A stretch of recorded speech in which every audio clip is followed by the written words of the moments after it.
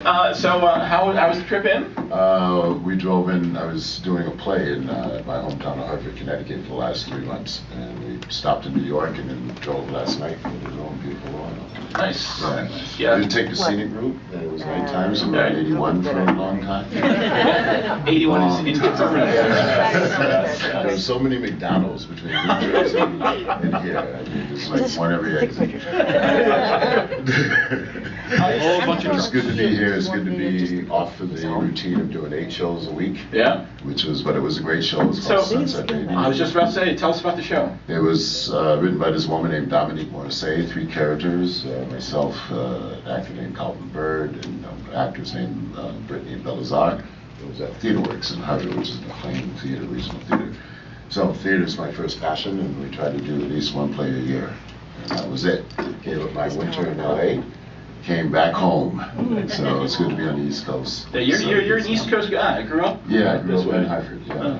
Yeah. Do you spend a lot of time out on the East Coast now, or are you mostly LA? Yeah, well, primarily LA, but we're thinking about moving back to maybe upstate New York or southern Connecticut. Well, you're talking about theater. Let's talk about a little bit more theater. That's where you started, wasn't it? Yeah, that's where I have my master's in theater from Trinity Rep in Providence, Rhode Island. You've done some big stuff. Yeah, you've done, Shakespeare. Yeah, Aida was on Broadway. As a matter of fact, we went to see Sunset Boulevard this week on Wednesday matinee, which is at the Palace Theater, which is Glenn Close reprising. Yes, right? Yeah. It was fantastic. I'll bet. I saw her do it originally 22 years ago, and now she's at it again, and she's probably going to get another Tony. Excellent. Yeah. Are there any stage shows that you haven't tackled yet that you really want to sink your teeth into? Yeah, there's a lot. Right now, we're in early discussions to do the Scottish play. Actors can't mention what that name is, but that would be in D.C. if it happens. Oh, nice. I'd love to do Coriolanus at some point. Maybe in 10 years, King Lear would be great. It's all connected to Klingonism. All the great rulers. Will you do Lear in the original Klingon? I have to brush up on my dictionary. I call my friend, and no, it would be. Well, isn't Shakespeare kind of Klingon-ness? Very much, yeah. I think so. And then recently we just did the Star Trek Online game. I got to reprise Kern. Those who really play that, play Rodeck, and then and then it's going to be we're going to do another one with a very special guest star where we're going to clear up some of Kern's identity problems. I was going to hold off on getting to that, but since you brought that up, Curran did not get the best ending of. No, he didn't. And they sent.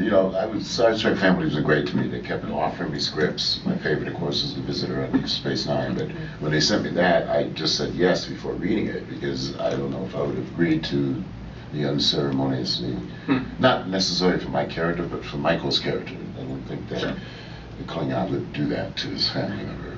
We've talked about it since. I've even been in his airplane and, had a heated discussion. The wheel. Did you get to a point where you're both comfortable with it then? Or? Comfortable? Well, you always, I love that character. Yeah. Kern was great. Great character. But so I'm really happy about the Star Trek Online game happening. Yeah.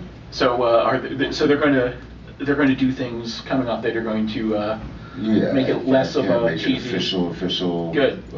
Is the game cheesy? No, I mean his cheesy for his the way they wrote him out. Demise. Yeah, I think they're going to clear it up in the next installment. Good. He deserved better. Yeah, it was fun though. I had a good time. My very first convention was the Star Trek convention. I remember in Vermont.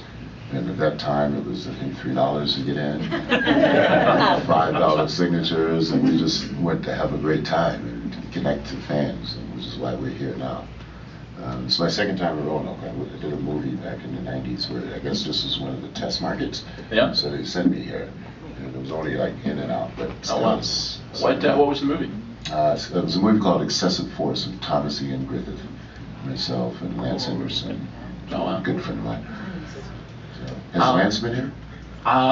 We haven't had Lance at this convention. Okay. I don't know if he's been in Roanoke for other stuff, but someone, if there's anyone on staff, add Lance Henriksen to the list, please. I can put in a word for you. Yeah. Oh man, I'd love to interview him. Yeah, he's a great guy. He's an artisan as well. Oh, is he? Yeah, he does. I did not know that. An artist and stuff. You know, we're not just actors. We're complete human beings. The sad thing about doing a play for 3 months is that we had to leave our 2 cats, which are rescues, back. And we hired a very good cat sitter, so I keep getting these pictures. We had to scold her because she was leaving out 6 cans. Originally, for 2 cats. We fed 1 can at a time. Please, otherwise the ants. That's something you'll find. I think that fanish people are, for the most part, cat people. So you're talking to a good audience here. That's great. Yeah, we're actually developing my older cat. His name is Cat Daddy Nico, and we're trying to develop a little special for him, a little animated thing for him. Adventures of Cat Daddy Nico. So if Lance is an artist in addition to being an actor, what's your thing? What? What is your thing? You said Lance is well, I garden. I'm a fairly decent cook. I'm excited to explore some of the great farm-to-table restaurants that you have here. Oh, nice. So that's going to be good. And you know, I'm an avid cook. And so what's your best recipe? Pomegranate pancakes, which I just did recently. With, that sounds good. A little sprinkling of macadamia dust, pure maple syrup, and Turkey sausage. I think you're making a lot of people hungry right now. Oh, it's way after breakfast, folks. Never. There's always room for pancakes. So now that the play is wrapped up, what's next for you? I'm getting ready to do a top secret project. I can just say that it's in the DC universe. So Nice. I start that on March 10th, and we've booked 2 films, kind of back to back. One in June called The Ruins, where I play an ancient Muslim kind of horseman. And the second one is a quick movie I'm doing in Minneapolis. And then who knows? Maybe do the Scottish play. I just wanted to see my cats for a second. I have to go along this another time again. They have to come. They may not like flying, but they have to do it. They'll be heavily sedated, and then they'll be active. They what to me? Why? I didn't hear anything about Dead of Summer in there. Does that mean that there's not going to be a Dead of Summer was canceled. Thank you for asking about that. It was a fun experience. I mean, we shot in Vancouver. It was one of my favorite places to shoot. You know, shot X-Files there. A lot of good stuff there. But no, that's not coming back. But you know, you were probably the best part of that show, actually. Well, you know, the producers are great people. They're the ones that did Once Upon a Time and stuff. So Kitsis and Horowitz? Yes. You do your research. That's good. Well, but I watch it all. I'm a fan. So. Freeform channel. But you know, there's also a series, you know, because I did work with Greg Berlanti. I don't know if this is the one, but I know it's one of the ones they're talking about. He does everything. Yeah. Yes. So, you know, we'll see. But there'll be something really strong. If you follow me on Twitter at Tony Todd 54, I keep everybody posted about what's going on, my food pictures, my travel pictures, my cat pictures, my garden pictures, my hummingbird pictures. You brought up Berlanti, so let's talk about The Flash for a little bit. Sure. How long did they take to do that work? Because it was all just voiceover. It was voice work. They originally called me and said it would be 3 episodes. It ended up being 14, which I was really proud of. I don't think Zoom would be back this season, but I know he's not done. So, you know, we have that to look forward to. I had no idea the massive fan base that Flash had. When you do something like that, do you just go into a studio in LA They bring you into the studio. You can bring your little fluffy slippers with you. You know, and wear some lounge pajamas and go into the booth. And then they say, okay, Tony, enough for the coziness. Let's get, you know, I'm the fastest man alive. So it's fun. It's great. I mean, the heavy lifting is done on the set. These guys work 16 hours a day, 15, 16 hours a day. I go in, I'm done in 2 hours. And I get a lot of credit. Since you did that, have you had the chance to meet and interact with any of the cast? Oh yeah. We've met because I was shooting Dead of Summer up in Vancouver. So that's right. Yeah, so that's right over where they're at.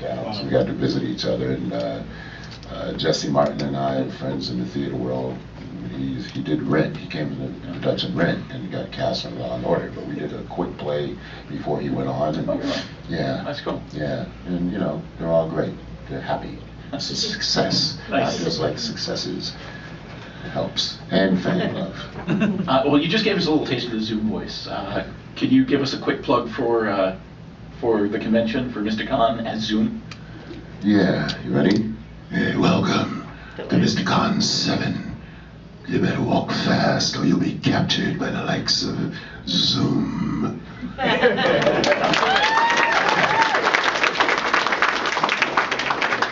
with one cup of coffee. More agitated as the day goes on. So let's go back to the 80s now. Yeah, the 80s. Yeah, way back. The 80s. That's when we went to school. Yeah, well, it's also when you got your first big... 89. Yeah. Okay. Well, it's the 80s, yeah. It makes me feel like it's But your country or something. transition from theater into movies. Yeah.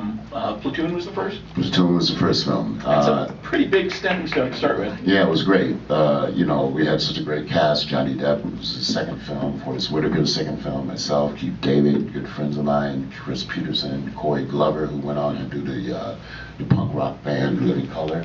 And we shot in the Philippines for almost 7 months. It was incredible. And the reason I got that, I was doing a one-man show called Johnny Got His Gun by Dalton Trumbull. If you haven't seen the movie Trumbull, see it, please. It's important. Anyway, and Oliver Stone's people saw it, brought me in, and next thing you know, I was in the Philippines. It was fantastic. It was my first film. My aunt who raised me, she's been deceased now for 10 years, but her and I were very close. I still remember her home phone number. And I called her and I said, I got this movie. Yes, it's great.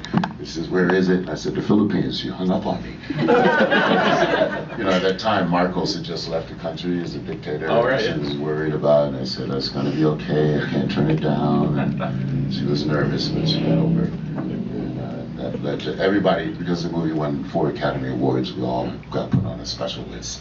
Little did I know it would end up being in the comic world, in the sci-fi world. But it's been a great